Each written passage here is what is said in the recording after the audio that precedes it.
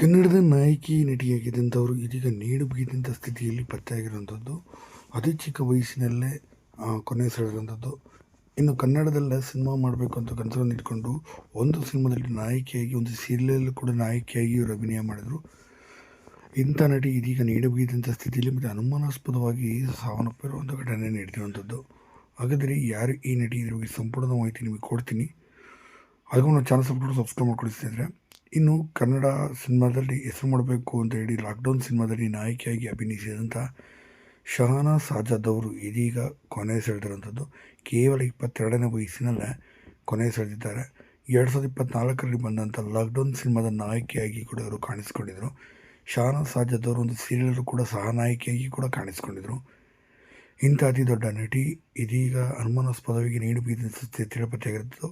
ಸದ್ಯವರ ತಂದೆ ತಾಯಿ ಇಲ್ಲ ಅವರ ಸಂಬಂಧಿಕರಿಂದ ಗಂಡನ ಮನೆಯವರೇ ಇವರನ್ನು ಕೊಂದಿದ್ದಾರೆ ಅನ್ನೋ ಮಾಹಿತಿನೂ ಕೂಡ ಹೇಳ್ತಿರೋಂಥದ್ದು. ಸದ್ಯ ಕಾದು ನೋಡಬೇಕಾಗಿ